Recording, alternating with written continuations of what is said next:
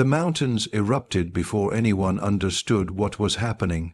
Shards of dust burst from the rocks above the platoon as bullets chewed through the air, silent for a heartbeat and then violently real. The seals dove behind fractured boulders, breath punching out of their lungs as the valley below swallowed their echoes.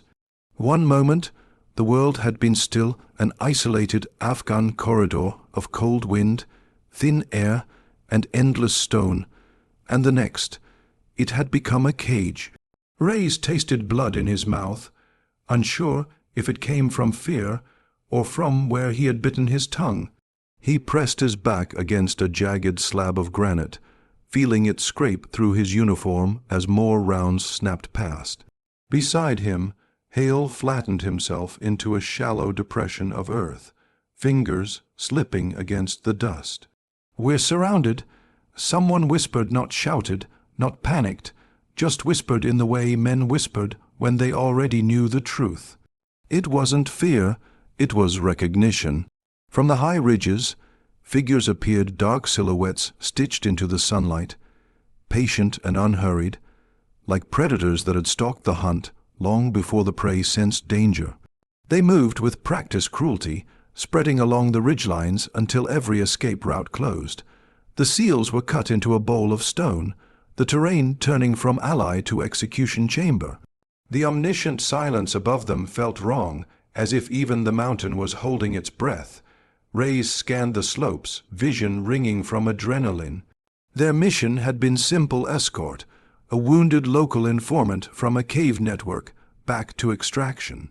But nothing in these mountains stayed simple. Not when loyalties shifted with every sunrise. Not when betrayal could sound like a promise kept. The informant lay behind Hale, still breathing, still clutching the bandage at his ribs, eyes wide with a terror the Americans couldn't fully translate. He knew this terrain better than any map ever printed, and right now he looked like a man who had expected this ambush long before the SEALs ever suspected him capable of hiding it. Reyes felt the heat of anger rise behind his ribs, not at the man, but at the fragility of every trust they had spent months building. Missions didn't collapse from bullets alone, they collapsed from fractures within the human heart.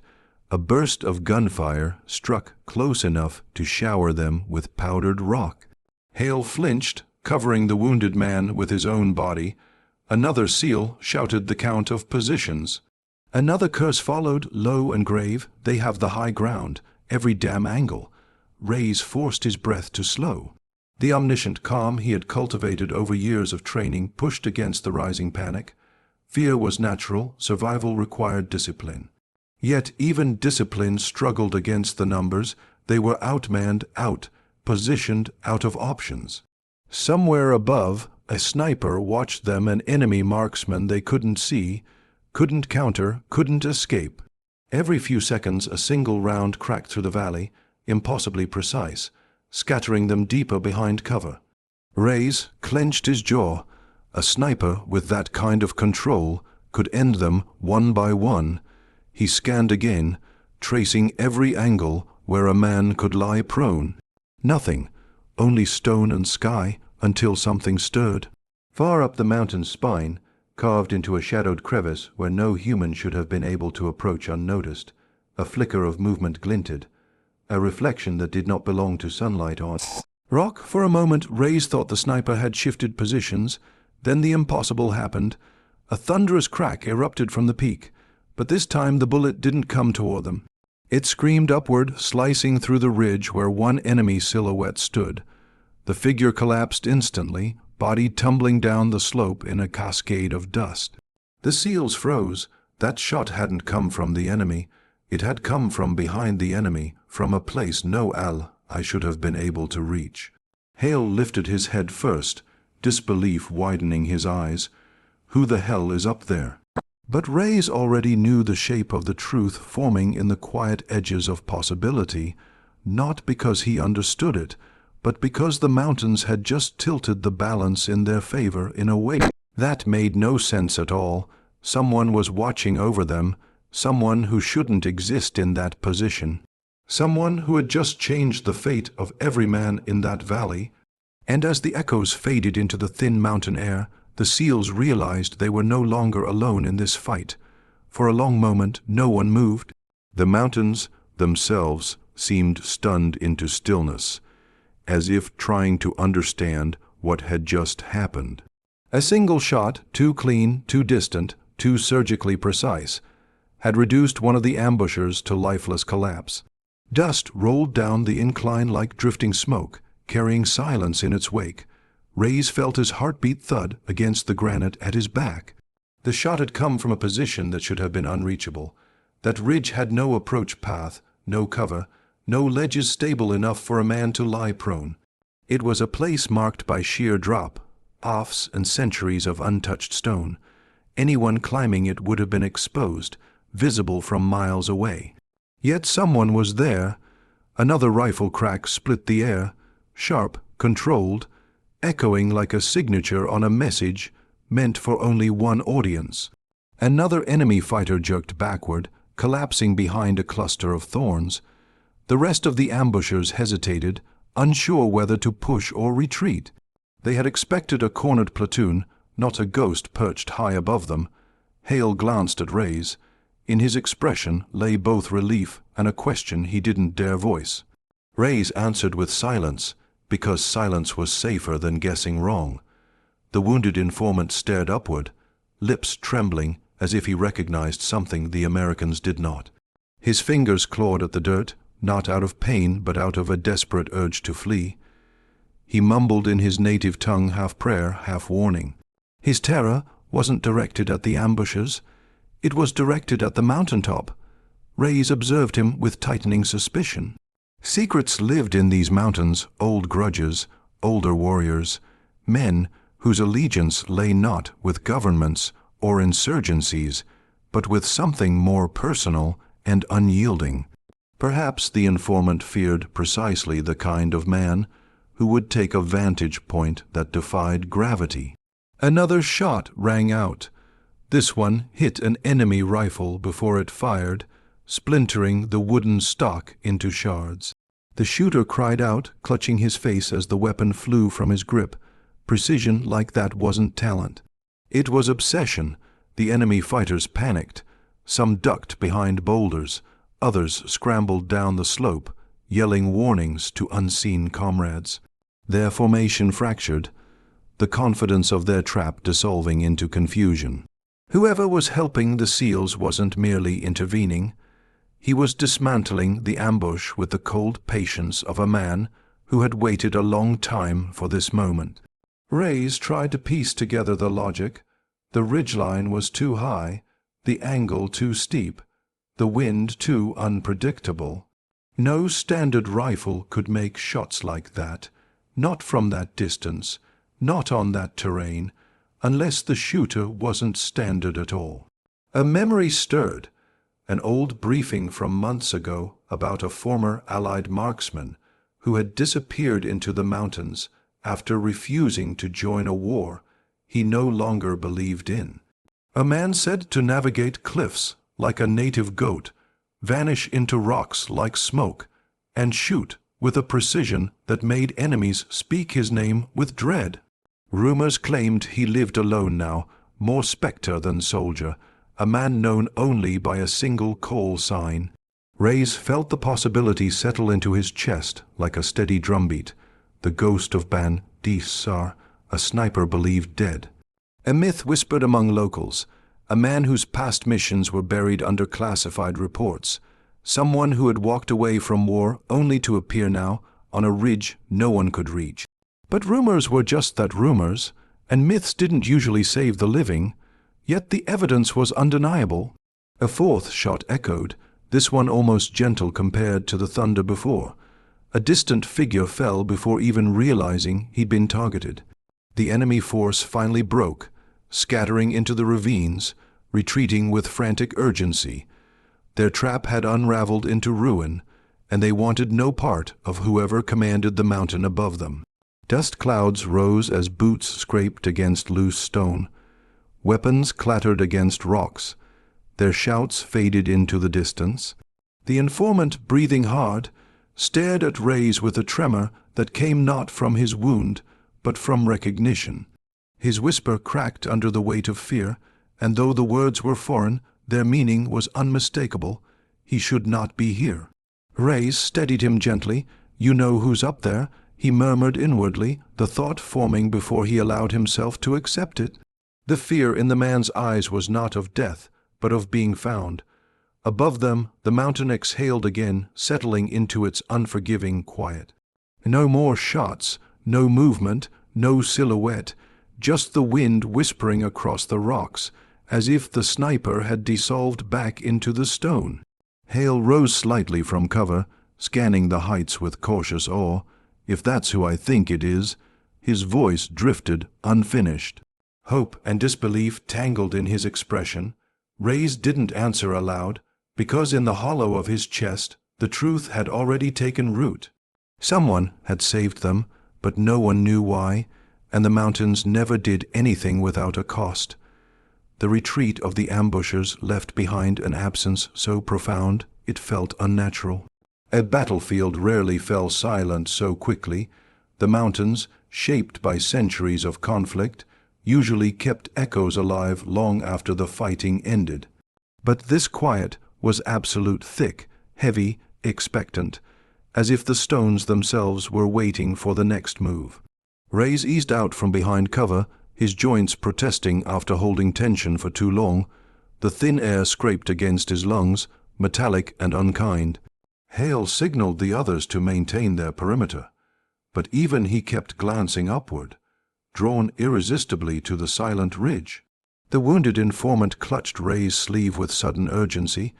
His eyes were glassy, fevered from blood loss, but sharp with something deeper, fear not of pain but of memory. He spoke in fractured whispers. Words spilled from him like fragments of a confession, the kind a man revealed only when cornered by fate. Reyes couldn't understand the language fully, but certain phrases broke through: old name, old betrayal, mountain oath. And one phrase repeated, trembling each time: "He still watches." Reyes tried to steady him, but the man clung harder, as if expecting the earth to open beneath them at any moment. Hale knelt beside them, listening with narrowed eyes. The tension in the air thickened, coiling around them like a cord drawn too tight. They were missing something, some truth buried deep beneath these stone ridges. Reyes surveyed the terrain again. The ridge where the shots had come from was too distant and too steep to ascend without ropes or gear, and certainly not in time to intercept anyone. Whoever had occupied that vantage point was either long gone or watching from somewhere unseen, choosing invisibility over gratitude. The wind shifted, carrying the faint smell of juniper and cold sand.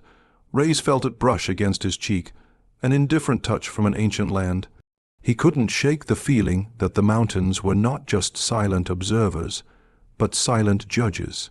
He turned his thoughts inward, searching memory for any detail about the sniper who might fit this impossible scenario. The ghost of Ben D. Sar, a man rumored to have left the world of military alliances behind after a mission went wrong, badly wrong. The kind of wrong that left not just bodies but ghosts behind. The kind of wrong that carved men into different shapes. Some said he had stayed in these mountains not because he was hiding, but because he was waiting. Waiting for what? No one could say. Hale suddenly stiffened, pointing toward the south slope. "Reyes," he murmured, "movement." Reyes followed his gaze. At first, he saw nothing but the shifting haze of heat rising from sun-warmed rock. Then a figure emerged, not from the ridgeline, but from a narrow goat path carved so subtly into the mountain that it blended into shadow. A man moved with quiet deliberation, neither rushing nor sneaking. He walked like someone who did not fear being seen. He wore no uniform, just weathered fabric, sun, faded, torn in the way clothing tears from years of survival rather than combat. A hood covered part of his face, but what little of his profile was visible held a gravity that seemed older than the mountain itself. Hale tensed, the other SEALs raised their weapons. Even the wounded informant shuddered at the sight, muttering a name that died on his lips. The man stopped a dozen yards away, far enough to signal caution, close enough to signal intention. He lifted his hands slowly, palms outward, though the gesture didn't feel like surrender. It felt more like acknowledgement, a courtesy offered between people who understood violence intimately. Reyes stepped forward. The team watched him, trust woven with uncertainty. None of them knew what to expect. None had ever seen the ghost up close, not even in classified files. If this was truly him, they were in the presence of a legend who should have been either dead or myth. The man spoke first. His voice was low, threaded with a roughness carved by wind and loss. "You should leave this valley," he said, not as a warning, but as a fact. A truth shaped before any of them arrived. Reyes studied him. Everything about the man, his posture, his stillness, the impossible shots aligned with the stories whispered in war rooms and late night patrols. But truth demanded verification. "You took the ridge," Reyes said quietly, allowing the mountain to swallow the tension. "You saved us." The man's gaze flickered, not with pride, but with something closer to resignation. "I didn't do it for you." Hale exchanged a glance with Reyes, confusion knotting between them. The stranger stepped closer, eyes locking onto the wounded informant. The informant tried to shrink into the earth, trembling at the weight of a recognition that neither seal could interpret. Reyes sensed a connection old, sharp, and dangerous. The stranger's expression hardened, shaped by a betrayal older than any of their missions. "He knew they were coming," the sniper said, nodding toward the informant. "He led you into their hands."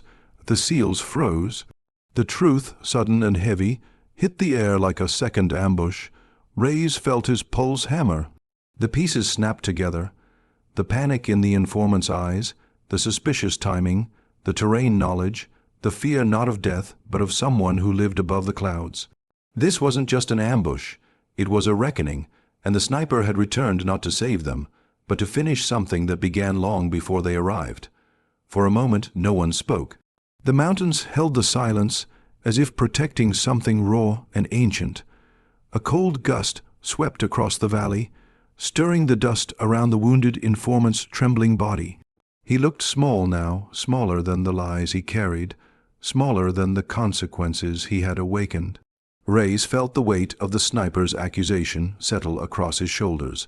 Betrayal was not new in these lands, yet every betrayal felt personal when it unfolded inches from your life. Hale kept his weapon lowered but ready, unsure whether the stranger intended justice, vengeance, or something far more complicated. The man who had fired from the impossible ridge stepped closer until the sharp angles of his face were revealed. Years of solitude lived in his gaze, years of living between survival and penance. He knelt beside the informant, not with anger, but with a grief so old it had calcified into something colder. "He didn't betray you today," the sniper said quietly. "He betrayed me long before you ever arrived." Reyes felt the sentence ripple through the air like a crack in stone. The sniper continued, voice steady but heavy. "He was with my unit once, trusted, fed, protected, and when an insurgent clan offered him money, he gave them our position. 12 men died, I survived." His jaw tightened. Survival wasn't mercy. The informant whimpered, squeezing his eyes shut. Hale shifted uncomfortably, sensing a history none of them had the right to interrupt. Reyes finally spoke. "If he betrayed you, why save us?"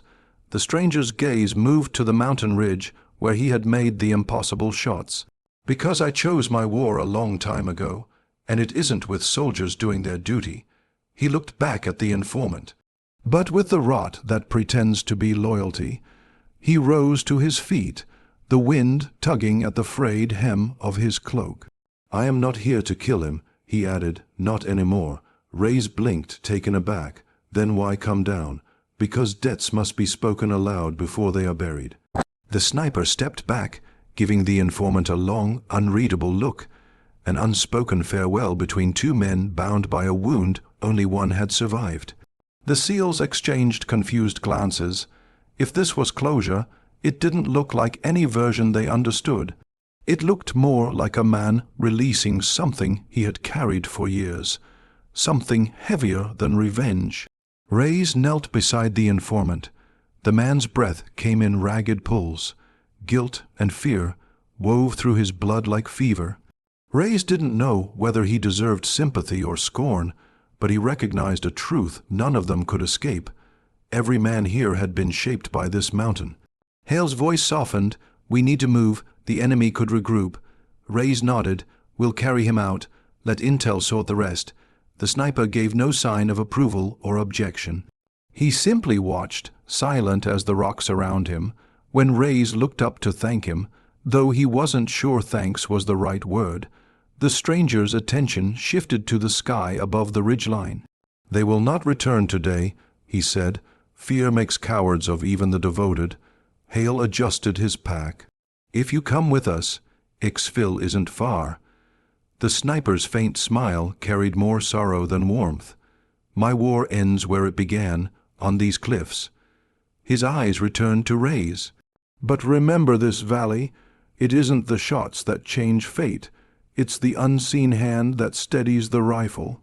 Reyes didn't pretend to understand the full meaning, but he felt the truth in it. Heavy, unsettling, and strangely comforting. The sniper stepped back, fading into the shifting shadow of the mountain. Each step seemed to dissolve into the stone, until he became nothing but a darker outline against the light. A man returning to the solitude that had shaped him, a guardian the mountains neither welcomed nor rejected, merely tolerated as part of their endless silence. Within moments he was gone, no sound, no trace, no footprint, just as the legends had always said. The SEALs secured their wounded, gathered their gear, and began the descent toward extraction. The valley stretched before them like a memory haunting, vast, and changed forever by the invisible presence of a man the world believed dead. Reyes paused once, turning back to the ridge. The wind carried nothing now. No movement, no sign of a shadowed figure watching over them. But Reyes sensed him there, high among the jagged peaks, a lone sentinel bound not by duty or command, but by a promise made long ago. A man who had saved them not out of allegiance, but out of the final act of a story they were never meant to witness. As the team hiked toward safety, Hale exhaled a shaken breath. "We should be dead." Reyes tightened his grip on the stretcher. Someone decided otherwise, and the mountains, ancient and indifferent, watched them leave, knowing that somewhere in the stone a rifle still waited in silence, held by a man the world had forgotten, but the valley would never let go.